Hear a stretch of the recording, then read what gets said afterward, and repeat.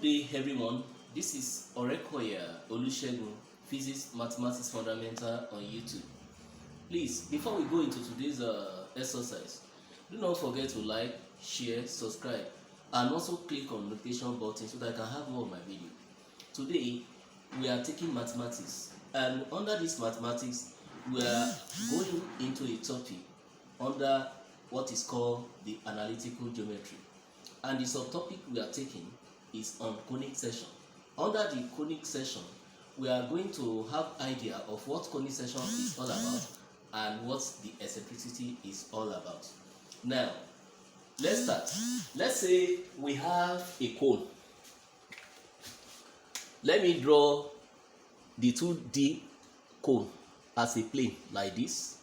Now, if we have a plane and cut this cone from one side to the other like this, if you view the type of curve that you are checking, you discover that the curve that you are going to see here is called circle.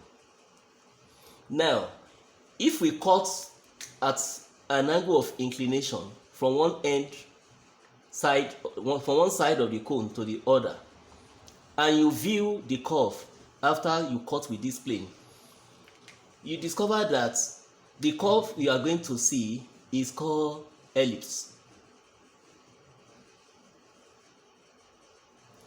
Then, if we cut from one side to the base of the cone like this, to this place, if you view the curve you are going to have here is called the parabola.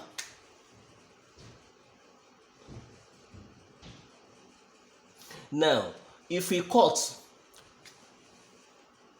from one side of this plane perpendicularly to the base of the cone, and you view the curve you are going to see there is known as the hyperbola.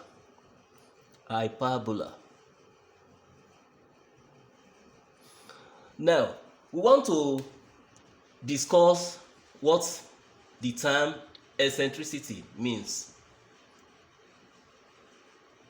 Eccentricity gives us the idea of the deviation of the conic section from the curvature of a circle.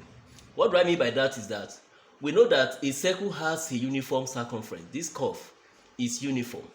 So the eccentricity that we assign to it is 0 because there is no deviation. The curve is uniform. Nothing like curving like this and you have something like this. You can see that there is deviation in this curve compared to this. So eccentricity is 0. Now, for ellipse is a shape. It's a plane shape that you can see if we beam a ray of light on an egg. You can see that the shadow of that egg will look like this. So this one has a shape of what is called ellipse. It's as if you squeeze a circle. Parts of the circle move this way, the other part move to the other side. So now it has two axes. Unlike circle, these axes of the circles here, the axes are equal. But if you draw two axes here, one is longer than the other one. The shorter axis is called minor axis. The largest axis is called major axis. So ellipse, this is ellipse, has two axes.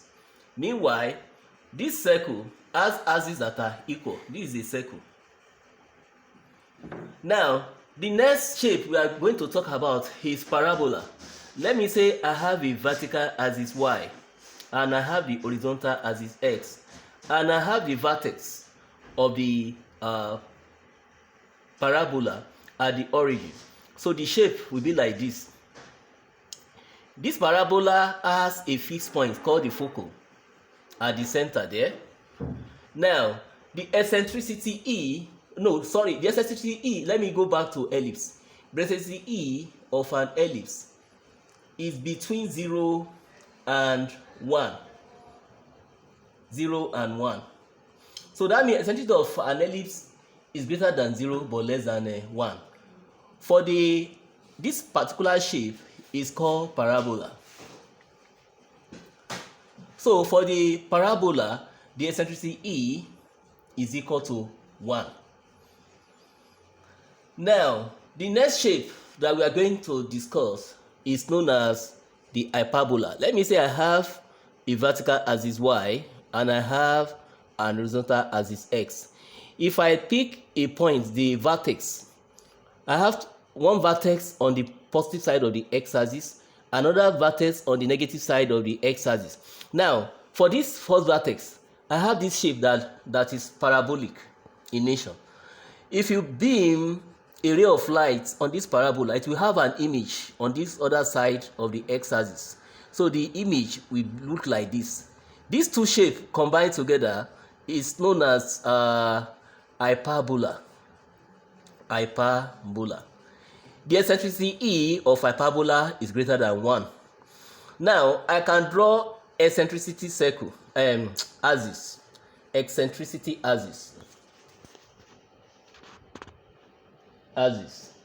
So on the axis, the lowest value of eccentricity E is 0, and then the highest value is greater than 1.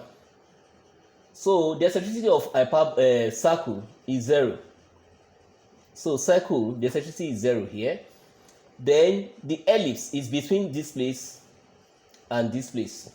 So eccentricity E of the ellipse is between 0 and 1. So eccentricity of the ellipse is within this region that I'm shading. The eccentricity of parabola is exactly 1. So it will just be on this one here. Meanwhile, the eccentricity of hyperbola is greater than 1.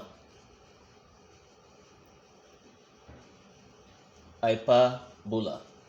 The eccentricity of the hyperbola is greater than 1. So it's within this region, which is greater than 1. So like I said the other time, the eccentricity is to measure the degree of deviation of a conic section from the uniformity or the curvature of a circle. So if you look at this thing very well, we can see that eccentricity of a circle is already 0, and that of ellipse is between 0 and 1. That means ellipse eccentricity is closer to the circle. Meanwhile, the hyperbola eccentricity is greater than 1, which is far from that of a circle. So that means the deviation of the curvature of hyperbola from the uniformity of a circle is largest compared to the other conic section. Thank you so much for listening to this video. We are going to solve an exercise involving hyperbola in my next video. Please don't forget to click the next video, and also don't forget to like, share, subscribe, and also click on notification button to have more of my video. Have a nice day. Bye.